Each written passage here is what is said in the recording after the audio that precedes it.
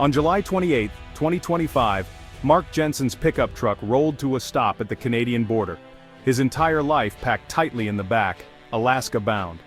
The rising sun cast a golden glow over the highway, illuminating the hopes and dreams Mark carried with him. Every box, every bag, every keepsake in the truck bed was a piece of the life he was leaving behind, and the new one he hoped to build. He'd driven all the way from Seattle, chasing not just a new job, but a fresh start in Anchorage. The journey north had been long and filled with anticipation, the Pacific Northwest's forests and mountains rolling past his windows as he imagined the possibilities that awaited him in Alaska. The border at Abbotsford, British Columbia, was usually a gateway to adventure and opportunity, a familiar crossing for travelers heading north. But today, as Mark approached, something felt different. An uneasy tension hung in the air. Mark handed his passport to a stern border agent, his hands slightly trembling as he explained his plans, his job offer, and his dreams of a new beginning. The agent listened carefully, her expression unreadable, then slowly shook her head. "I'm sorry, sir. As of this morning, non-essential transit to Alaska through Canada is suspended. We cannot allow you to enter." The words landed like a punch, final and unyielding. Mark protested, his voice rising with desperation. He had a job offer, a signed lease, all the paperwork in order. He pleaded, hoping for some understanding, some exception. But the agent was unmoved. The new directive was absolute, no exceptions, no matter how compelling the story or urgent the need. Mark's heart sank as he looked around and saw other travelers, families with children, long-haul truckers, retirees in RVs, being turned away, their journeys abruptly halted. The familiar route north, the one he'd researched and planned for months, was suddenly closed, blocked by barriers and flashing signs. Forced to turn back, Mark pulled over just past the U.S. checkpoint, his plans in ruins. He sat in his truck, staring at the dashboard, the weight of disappointment settling in. He watched a steady stream of rejected travelers, all stranded by a decision far beyond their control. Some paced anxiously, others sat quietly, united by confusion and frustration. This wasn't a simple delay, it was a deliberate, sweeping action by the Canadian government, announced with little warning and affecting thousands. The Alaska Highway, a legendary route he dreamed of driving, was now impassable. A road to nowhere, at least for now. Mark was caught in a geopolitical standoff he never saw coming, a pawn in a much larger game between nations. His personal journey had collided with international politics, and there was nothing he could do to change it. The border, once a symbol of cooperation and friendship, had become a wall, an impassable barrier separating dreams from reality. Mark's story was just one among thousands, each upended by a crisis at the border. Every traveler had their own reasons, their own hopes, now put on hold. The reality was clear. The path to Alaska was gone, and no one knew when or if it would reopen. The uncertainty stretched out before them, as endless as the empty road. For Mark, the road ahead was suddenly uncertain. The map he'd so carefully planned was now useless, the future a blank page. He was stranded, a casualty of a conflict he didn't understand, left to wonder what would come next. The border had closed, and with it, the door to his new life. Mark sat in the fading light, realizing that sometimes, even the best-laid plans can be undone by forces far beyond our control. The Alaska Highway isn't just a road, it's Alaska's lifeline to the lower 48, a crucial artery that connects the remote wilderness of the north to the bustling cities of the south. Stretching nearly 1,400 miles from British Columbia to Alaska, it's vital for commerce, tourism, and daily life. This highway is more than just a path, it's a symbol of connection and cooperation. Every year, millions of dollars in goods and thousands of travelers rely on this route. It's a bustling corridor of economic activity, with trucks carrying essential supplies and tourists exploring the breathtaking landscapes. Small towns along the highway depend on the steady flow of traffic for survival. These communities thrive on the commerce brought by travelers, with local shops and gas stations serving as vital stops. The highway symbolizes the deep integration between the US and Canada, a testament to decades of partnership and shared interests. Canada's decision to block the route is monumental, isolating Alaska in a way not seen since before World War II. This closure is not just a physical barrier but a significant political statement. The blockade applies to all land crossings, cutting off the only practical driving route to Alaska. It's a move that has sent shockwaves through both nations. The result, an immediate logistical crisis and a powerful message from Canada. The sudden halt has left many scrambling for solutions, with emergency meetings convened to address the fallout. The open road has become a geopolitical choke point, a flashpoint in international relations that underscores the fragility of cross-border agreements. Decades of smooth cooperative travel have ended in a single sweeping closure. The once busy border now stands silent, a stark reminder of the current tensions. The Alaska Highway's closure is more than an inconvenience, it's a symbol of a fractured alliance. Travelers are left stranded, and the torn flags reflect the strained relations. The lifeline is severed, and the consequences are rippling across the continent. Communities far and wide are feeling the impact, as the disruption sends shockwaves through the interconnected economies of North America. Canada's border closure is a direct response to escalating tensions with its southern neighbor. At the heart of the conflict lies a bitter trade dispute over softwood lumber, a resource vital to both economies.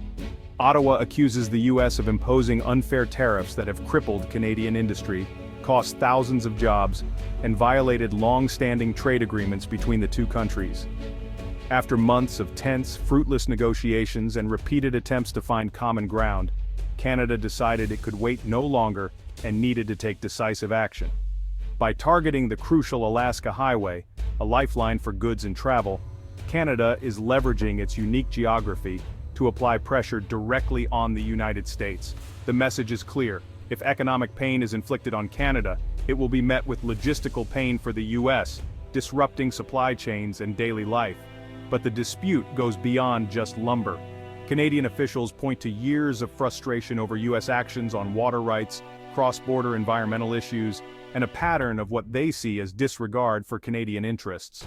The blockade is more than a trade tactic, it's a demand for respect, fair treatment, and a truly equal partnership between the two nations. Many Canadians, especially those in lumber-producing regions, hit hardest by the tariffs, strongly support the government's tough stance, seeing it as a necessary stand for their livelihoods and national pride.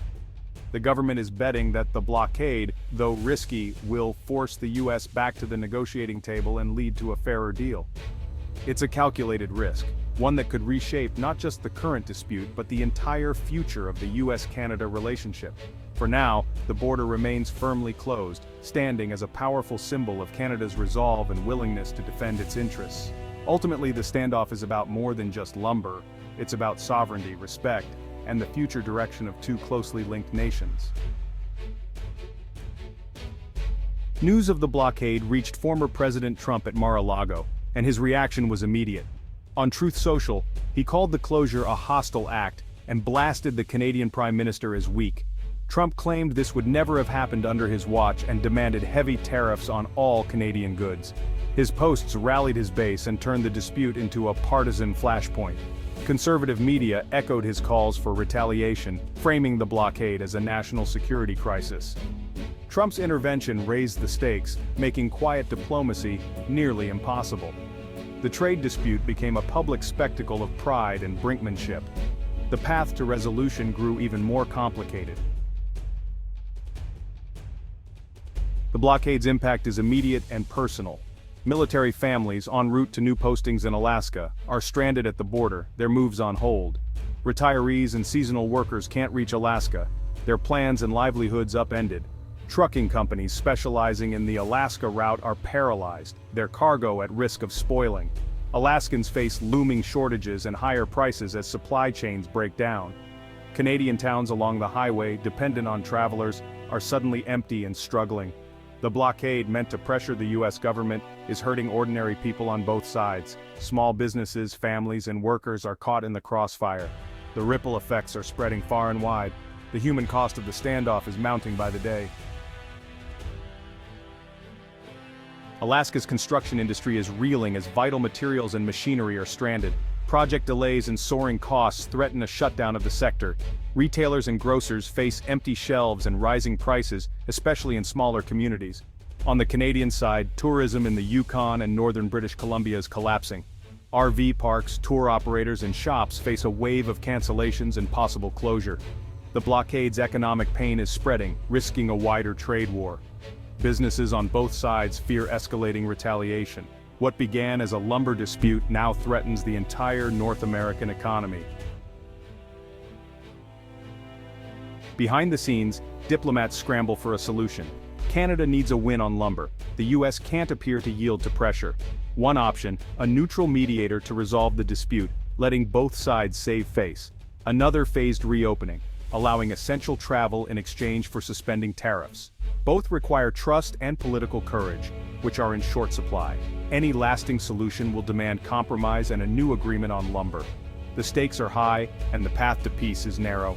Leaders must balance national pride with the urgent need for resolution. With the highway closed, travelers and shippers scramble for alternatives. The Alaska Marine Highway ferries are overwhelmed, with weeks-long waits and soaring costs. The system can't handle the surge in vehicles or heavy freight. Air travel is expensive and impractical for moving cars or large shipments. Shipping by sea is slow and costly, leaving many stranded. Alaska's isolation is suddenly stark, its dependence on Canada exposed. Calls to build a US-only road resurface, but that's a distant dream. For now, the logistical nightmare continues. The crisis has revealed just how fragile Alaska's connections really are. There's no easy way north. The US-Canada border remains a flashpoint, with the world watching. Negotiations are ongoing, but the pressure is immense. The first breakthrough may be a small one, perhaps allowing military families to cross. If talks fail, a trade war looms, threatening jobs and prices on both sides. The worst-case scenario, lasting damage to a vital partnership. Yet, the crisis could also spark a new, stronger agreement on trade and transit. The choice is stark conflict or cooperation. The coming days will decide the future of the Alaska Highway, and the relationship it represents. Mark Jensen's story is a reminder of the real-world stakes. The hope is that leaders remember the people counting on them to find a way forward.